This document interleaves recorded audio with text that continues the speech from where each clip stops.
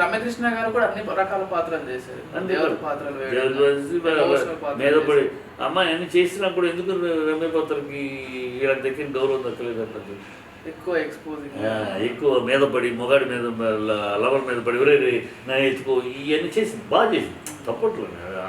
అమ్మ అవి కూడా చేయబట్టి ఈ మాత్రం ఇలాగే కాకుండా అవి కూడా చేసేసింది. బట్ గ్లామరు అమ్మాయి ఆ రోజు అమ్మాయి అలా చేస్తే ఎంజాయ్ చేసేవారు ఆడియన్స్. మీద పడి మొగాడు మా అబ్బాయి మీద పడి ప్రేమించే అమ్మాయి అంటే సో తనే కదా రమ్యకృష్ణనే. మీద పడిపోయి అంటే హలో బ్రదర్లాగా ఇంకోటి చూస్తే మగవాడు మీద పడిపోయి రే నన్ను ప్రేమించడానికి ఎగబడాలంటే రమ్యకృష్ణ అని జనాలకి అలా బ్రాండ్ పడిపోయింది. అందువల్ల అమ్మాయిని ఆ యాంగిల్లోనే చూశారు. కానీ మంచి పాత్రలు కూడా చేసిన ఆడియన్స్ దృష్టిలో ఇదే డామినేషన్. ఇది ఈ పాయింటే డామినేషన్. రమ్యకృష్ణ అనగానే అది. ఇప్పుడు తమిళ్లో మరి బ్రహ్మాండం చేసింది రజనీకి పిక్చర్లో, తెలుగులో నరసింహ ఏం సూపర్ పర్ఫార్మెన్స్. అంటే కేఆర్ విజయ్ గారి తర్వాత అమ్మవారి పాత్రలో రమ్యకృష్ణ గారిని ఎక్కువ ఊహించుకోవచ్చు. అంటే ఆవిడతో కాకపోయినా ఇప్పుడు సౌందర్యం కూడా అమ్మవారిలో చూసారుగా. ఓకే కేఆర్ విజయ్ అంటే అది వేరు అసలు. ఆవిడ ఆ రూపమే చేశారు కానీ ఆ రీచ్ లేదు. కేఆర్ విజయ్ రీచ్ లేదు. ఓకే నెక్స్ట్ ఆవిడ తర్వాత చెప్పుకోవడానికి ఓకే. అందువల్ల ఏమవుతుందంటే ఇన్ని కారణాల వల్ల ఇవాళ తెలుగు హీరోయిన్స్ తగ్గిపోవడం జరిగింది. ఇప్పుడు ఎవరికైనా హీరోయిన్ అన్నా హీరో ఎలా తను ప్రూవ్ చేసుకోవడానికి తన పర్ఫార్మెన్స్కి తాపత్రయపడతాడో, హీరోయిన్గా నటించాలనుకునే అమ్మాయి కూడా ఊరిని వచ్చి 4 డ్యాన్సులు చేసి వెళ్ళిపోవాలనుకోదు.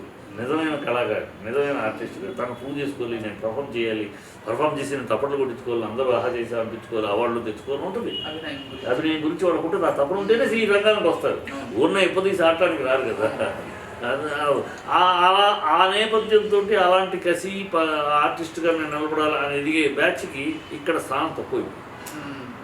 ఇక ఎంతసేపు మన తెలుగులో ఎంతసేపు ఆ ఎక్స్పోజింగ్ చేయగలిగిన హీరోయిన్ ఎర్రగా బుర్రగా బాగుండి, అంగసౌష్ఠం బాగుండి, ఒగ్గితే బాగుండాలి,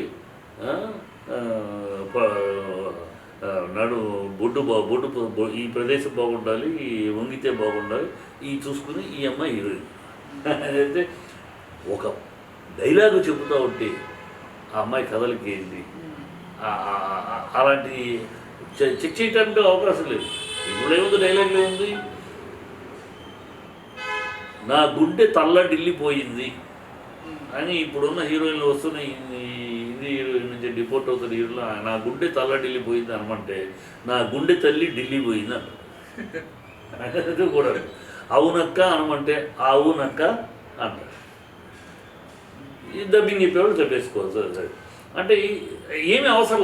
ఇప్పుడు వస్తున్న హీరోయిన్ దాదాపు ఏంటంటే ఇప్పుడున్న ప్రిఫర్ 80% అన్నీ అంటున్నారు. 80% హీరోయిన్కి ఏంటంటే వాళ్ళు ఎర్రగా బుర్రగా ఎక్స్పోజ్ చేయడానికి ఉంటే చాలు, ఇంకేం అవసరం. వాళ్ళు రావటం, 4 పాటలు, 4 లవ్ సీన్లు, 1-2 క్లైమాక్స్లో ఫైట్లో ఉంటారు, ఒక ఏదో కత్తి పొడుచుకోవడం, ఇంకోటి ఏదో సాక్రిఫైస్, ఇంతే చాలు, ఇంకేం పెద్దగా వాళ్ళకి ఉండదు.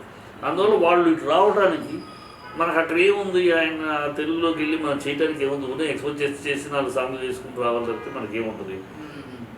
దానికన్నా పర్ఫార్మెన్స్ మనకు చేసుకునే చోటుకి వెళ్తాం అది ఉంటుంది. అట్లా ఇప్పుడు నేను డైరెక్టర్ని, నాకు డైరెక్టర్గా నేను సినిమా తీసేటప్పుడు ఏం ఆలోచిస్తాను, నేను ప్రూవ్ చేసుకోవాలి, నా సినిమా నేను గొప్పగా తీసాడు అనిపించుకోవాలి.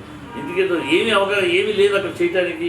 ఊరినే వచ్చే కట్టే కొట్టే తీయమంటే ఎందుకు వెళ్తాను నేను, ఎందుకు వేస్ట్. అక్కడికి వెళ్ళి ఏం చేయాలి ఆ సినిమాలో, అది మనం చేయడానికి ఏముంది అక్కడ గాలి అని అనుకుంటారు కదా. అట్లాగే ఆర్టిస్టులు ఆ అవకాశాలు ఎప్పుడైతే ఇక్కడ తక్కువ ఉన్నాయో ఇక్కడ రావడం తగ్గిపోయారు. సో మిగతా కేరళ నుంచి ఆర్టిస్టులు, బాంబే నుంచి ఆర్టిస్టులు డామినేట్. కేరళ నుంచి ఆర్టిస్టులు తక్కువేరు కాదు, నయనతార బ్యూటిఫుల్ పర్ఫార్మర్. మిగతా మనకంటే తెలుగు నుంచి తగ్గిపోవడానికి కారణం, తెలుగు నుంచి తగ్గిపోవడానికి అవకాశాలు ఇలా ముఖ్యమైపోతున్నాయి. ప్లస్ లోకలు బయట ఏదైనా జరిగినా, వేరే రాష్ట్రంలో ఏదైనా జరిగిందనుకో, ఇక్కడ ఏం జరిగిందో ఏంటో మనకు ఎవరికి తెలియదు. మన తెలుగు వాళ్ళమే మన తెలుగు రాష్ట్రంలో ఉంటే ఏదైనా జరిగిందంటే మొత్తం మన ఊరు వాడ నిన్న మొన్న ఇక్కడే జరిగిందా, ఈ కాలేజీలో జరిగింది, ఆ ఫ్యాన్స్ వాళ్ళ ఇవన్నీ వస్తాయి. ఊరు కానీ ఊరైతే వేరు, ఈ రంగం వేరు కనుక అలా కూడా కొన్ని సైకలాజికల్ గతంలో అయితే లేదు, గతంలో ఇంత మీడియా లేదు కదా, ఇప్పుడు మీడియా ఉంది. ఒక అమ్మాయి ఒక కాకినాడ నుంచి ఒక అమ్మాయి వచ్చి ఇక్కడ హీరోయిన్ చేసింది అనుకో, నెక్స్ట్ ఆ కాకినాడలో ఇన్నాళ్ళు అమ్మాయి బతికినప్పుడు ఆ కాకినాడలో చదువుకున్న స్టూడెంట్స్ వాళ్ళు వీళ్ళు అన్ని దీని ఈ అమ్మాయి కథలు, ఈ అమ్మాయి కాలేజీలో ఇలా చేసింది అలా ఉండింది ఇవన్నీ వస్తాయి. అవి మళ్ళీ ఒక డిస్కషన్, ఒక పరువు నష్టం, ఒక ఇబ్బంది. ఈ పరిస్థితికు ఈ మన మన భాష కాని చోటుకు వెళ్తే మన ఏ ఇబ్బంది ఉండదు. ఇది కూడా ఒక కారణం. ఇలాంటి కారణాల వల్ల తగ్గుతున్నాం. ఇప్పుడు మనకి కేరళ నుంచి వస్తున్నారంటే కేరళ వాళ్ళు మన దగ్గర సక్సెస్ఫుల్గా ఉన్న కేరళ హీరోయిన్లు అక్కడ బిజీ కాదు, ముందే అక్కడ నుంచి కాదు, అక్కడ మనం తీసుకుని ఇంట్రడ్యూస్ చేసినాక ఇక్కడ సక్సెస్ అయినాక వాళ్ళు, ఎందుకంటే వాళ్ళు కూడా కేరళ వాళ్ళు వేరే రాష్ట్రంలో వాళ్ళ అదృష్టాన్ని చెక్ చేసుకుంటారు. అక్కడికన్నా ఇక్కడ సక్సెస్ అయినాక వేరు, ఎక్కడైనా గౌరవం. సక్సెస్ అయ్యేంత వరకు పడే కష్టాలు ఉంటాయి, తిరగటాలు, ఆఫీసులకు వెళ్ళటాలు, వాళ్ళని కలవటాలు, వీళ్ళ కలవటాలు. ఒక అవకాశం వస్తుంది, చేయాలిపోతుంది. లాస్ట్ మినిట్లో హీరోయిన్ పోయి చేసిన హీరోయిన్ అన్న, లేదు హీరో దగ్గర ఆ హీరోయిన్ పెట్టమన్నా ఆ నిమిషంలో పోతాయి. ఇట్లా రకరకాల అప్సెట్స్ ఉంటాయి. అవన్నీ ఉన్న చోట అందరికీ తెలిసే కన్నా మనం వేరే చోటుకి వెళ్ళి కష్టపడదాం, సక్సెస్ అవుతా అన్నట్టు వస్తున్నాం. ఇన్ని అక్షరాలు ఏంటంటే ఆనాటి హీరోయిన్లు ఈనాటి హీరోయిన్లు చూసుకుంటే ఆనాటి హీరోయిన్లు ముగ్ధ మనోహరమైన అందమైన కనుముక్కు తీరులతో ఉండేవాళ్ళు ఏ భాష నుంచి వచ్చినా కూడా. అందువల్ల అంతటి అనేక ముఖాలు, గొప్ప ముఖాలు ఉన్నాయి. ఇవాళ వస్తున్న ముఖాలు మంచి ఈ మోడలింగ్ వచ్చిన తర్వాత అంగసౌష్ఠవం, చక్కటి అంగసౌష్ఠవంతో రాగలుగుతున్నారు. కానీ కనుముక్కు తీరు, వాచకం వచ్చేటప్పుడు పెదాలు కదిలే విధానం కానీ, చీక్స్ కదిలే విధానం కానీ, అవన్నీ ఒక చూసేటప్పుడు ఒక ముగ్ధక మనోహరంగా అనిపించే పరిస్థితిలో లేవు. అందము తగ్గిపోతుంది. అందానికన్నా ఇదేంటి ఎక్స్ట్రా ఫిట్టింగ్స్, ఒరిజినల్ అందం కన్నా ఎక్స్ట్రా ఫిట్టింగ్స్ తోటి తప్పితే ఒరిజినల్ అందాలు వాళ్ళ కనుముక్కు దగ్గర మాట మాట్లాడుతూ ఉంటే ఆ పెదాలు భాష అర్థం పోయిపోయినా ఆ మాట పెదాలు ముఖంలో ఎప్పుడు కూడా ఒక డైలాగ్ మాట్లాడుతున్నా, ఒక ఎక్స్ప్రెషన్ ఇస్తున్నా, ముఖంలో కవళికలు, ఆ కవళికలు, ముఖ కవళికలు అవి ఒక ఇంప్రెసివ్గా ఉండాలి. ఆనాటి హీరోయిన్లో దాదాపు 80% హీరోయిన్లకి ఆ ఇంప్రెసివ్ ఫేసెసే వచ్చేవారు. ఆ చక్కటి ముఖాలు, వాళ్ళు మాట్లాడుతూ ఉంటే అలా చూడబుద్ధిస్తుంది. వాళ్ళు ఏడిస్తే అయ్యో పాపం అంత చక్కటి ముఖం కళ్ళను నిలబెడుతుందని బాధ కలిగిస్తుంది. అట్లాంటి ముఖం వాళ్ళు వచ్చేంత ఆర్టిఫిషియల్ ఫేస్. ఒరిజినల్ బ్యూటీ చాలా తక్కువ. ఒరిజినల్ న్యాచురల్ బ్యూటీగా నిజంగా అంత ముగ్ధ మనోహర మొహము, ఆ కనుముక్కు తీరులో ఆ కదలికలు, మన అలా కట్టిపడేసే కదలికలు కానీ ఫేస్లో. సావిత్రి ఏంటమ్మా అంగసౌష్ఠవంతో కట్టిపడేసిందా? సావిత్రి అనే ఆర్టిస్టు ఒక ముఖం అంతే, ఒక ముఖం అనగా అంగసౌష్ఠవమైన స్లిమ్ బ్యూటీ ఏం కాదు. వాణిశ్రీ అయినా ఇంకా అంగసౌష్ఠవం మెయింటైన్ వీడు సావిత్రి గారు ఆ మొహం అంతే. ఆ ముఖంలో కదిలిస్తూ ఉంటే మాట్లాడినా బాగా ఎక్స్ప్రెషన్ ఇస్తున్నా, అటు చూసినా కళ్ళు కదిలించినా అలా తన్మయం అయిపోతాం మనం. ఆవిడ ఏ రసంలో పర్ఫార్మెన్స్ ఆ రసంలోకి మనం వెళ్ళిపోతాం. అది అలాంటి మొహాలు ఎక్కడ ఉన్నాయి? లేవు. అది కూడా కారణం రావట్లేదు. చక్కటి ఏదైనా మంచి మొహం బాగా ఉందంటే వాళ్ళు వేరే రూట్కి వెళ్ళిపోతున్నారు. వాళ్ళ పర్ఫార్మెన్స్లు ఇంటర్నేషనల్ పర్ఫార్మెన్స్, మంచి భరతనాట్యం నేర్చుకుని చక్కటి మొహం, వాళ్ళ భరతనాట్యం నేర్చుకున్న వాళ్ళకి పర్ఫార్మెన్స్లకి అవకాశాలు విపరీతం ప్రపంచం యావత్తు. గతంలో అమెరికా వెళ్ళి ఒక ప్రదర్శన ఉంటాయి, గొప్ప విశేషంగా ఉండేది. గొప్పగా చెప్పుకున్నారు మా పాపది అమెరికాలో ప్రదర్శనకి వచ్చిన పెద్ద విశేషం. వాళ్ళ అవకాశం ఎంతోమంది అవకాశం ఉందంటే.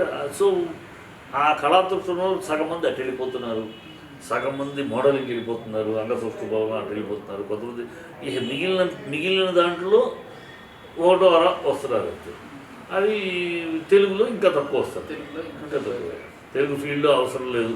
తెలుగు ఫీల్డ్లో హీరోయిన్ ఏముంది, పాటలు పాడటానికి కదా మనకేముంటుంది అక్కడ అనే ఒక నిర్లిప్తత కూడా వచ్చేసింది. అది కాకుండా మారాలి, చూద్దాం. మీ గోల్డెన్ పీరియడ్లో ఎక్కువ ఏ హీరోయిన్స్ మంచి పీక్స్లో ఉండేవారు? నా గోల్డెన్ పీరియడ్లో వాణిశ్రీ గారు, జమున గారు, అప్పుడు సావిత్రి గారు. నేను ఎంటర్ అయినప్పుడు 1970 నేను ఫస్ట్ క్లాప్ కొట్టింది. 16వ ఏట క్లాప్ కొట్టాను. మా సొంత 1970s లో సావిత్రి గారు ఏ మూవీస్ చేశారు? 70s లో 70sలో అంతకుముందు ఇది కంచుకోట ఇవన్నీ ఆ టైంలోకే 67, 69 కంచుకోట ఆ టైం. కంచుకోటలో వాణిశ్రీ గారు చెలికెత్తారు. అదే కంపెనీ, అదే విశ్వశాంతి పిక్చర్స్, అదే మా నాన్నగారు రచయిత, అదే సిఎస్ఆర్ డైరెక్టర్, అదే విశ్వేశ్వర ప్రొడ్యూసర్. ఆడ తీసిన దేశోద్ధారకులకి ఆవిడ హీరోయిన్ వాణిశ్రీ గారు. వాణిశ్రీ గారు కష్టపడి సాధించింది జీవితం. అట్లా ఆవిడ మంచి అంట సంవత్సరం. ఆవిడ ఆ రోజులు ఆవిడ చీర కట్టు కానీ, ఆవిడ ముడికడ్డ తల హెయిర్ స్టైల్ కానీ అందరికీ పెద్ద మోజుగా ఉండేది. లేడీస్ బట్టల షాపుల్లో వాణిశ్రీ కట్టు ఆ చీరలకు బొమ్మలకి ఇవ్వలేదు, బొమ్మలకి పెట్టేవారు డ్రెస్సు షోకేసుల్లో వాణిశ్రీ కట్టు అంత ఉండేది. ఆవిడ చీర కట్టు అంటే అంత బ్యూటిఫుల్గా ఉండేది. అసలు బొమ్మ కట్టినట్టు ఉండేది. ఆవిడ దాని మీద కేర్ తీసుకెళ్ళి తర్వాత ముడి ఎయిర్ హోస్టెస్ ముడి పెట్టారు, హెయిర్ స్టైల్లో కానీ చాలా డిగ్నిఫైడ్గా కనపడటం, గ్రాండ్గా. ఆవిడ అందులో స్పెషలైజ్ చేసింది పర్ఫార్మెన్స్. మొదటి సినిమా ఏది? మరపురాని కథ. మరపురాని కథ ఫస్ట్. కృష్ణ గారు, రోడేశ్వరరావు గారు. అక్కడ నుంచి ఆయన మళ్ళీ నాగేశ్వరరావు గారితో కూడా చాలా ప్రేమనగర్ ఏంటి నాగేశ్వర గారితో ఎక్స్ట్రాడనరీ సినిమాలు కదా. నాగేశ్వరరావు వాణిశ్రీ కాంబినేషన్ అసలు బ్యూటిఫుల్గా ప్రజల్లో బాగా ఎక్కింది, అంగీకరించారు. వాళ్ళిద్దరు కాంబినేషన్ పర్ఫార్మెన్స్ వైజ్ కానీ కథల విషయంలో కానీ బాగా పండింది. సెక్రటరీ ఏంటి, ప్రేమనగర్ ఏంటి, ఒక సినిమా కాదు అన్ని వాళ్ళ అన్నీ మంచి సినిమా. శోభన్ బాబు గారితో కూడా ఆవిడ అందరితో చేసింది, అందరితో చేసింది. తర్వాత చిరంజీవి లాంటి వాళ్ళతో అత్తగారి వేషంలో ఆవిడ లావైనా కూడా పర్ఫార్మెన్స్. ఆ తర్వాత క్యారెక్టర్ ఆర్టిస్ట్ కూడా అంతే పేరు సంపాదించారు. హీరోయిన్ ఎంత పేరు వచ్చిందో కమాండింగ్ ఆవిడ. అంటే ఏంటి అదే అన్న అభినయంలో వాణిశ్రీ గారు డైలాగ్ చెప్తున్నా, ఎక్స్ప్రెషన్ ఇస్తున్నా అలా చూడబుద్ధిస్తుంది. ఆ ఎక్స్ప్రెషన్లో ఒక పేజీ డైలాగ్ కనబడదు. అది వాళ్ళ దగ్గర ఉన్న భగవంతుడు ఇచ్చిన దాని మీద వాళ్ళు ఉంది అని కాకుండా దాని మీద తపన పడ్డారు. ఒక డైలాగ్ ఎట్లా చెప్తే ఏ డైలాగ్ ఎట్లాగైనా చెప్పచ్చు. ఆ చెప్పే విధానంలో ఎంత హత్తుకుంటుంది, జనాలకి ఎంత గుడ్డెల్లో వెళ్తుంది, వాళ్ళు ఎంత స్వీకరిస్తారు, వాళ్ళ స్వీకరణ, ప్రేక్షకుల స్వీకరణ, వ్యూవర్స్ స్వీకరణ ఎంత ముఖ్యం అని గుర్తించిన నటులు. అందుకని అంత తపన పడి చేశారు, అంత కష్టపడి చేశారు.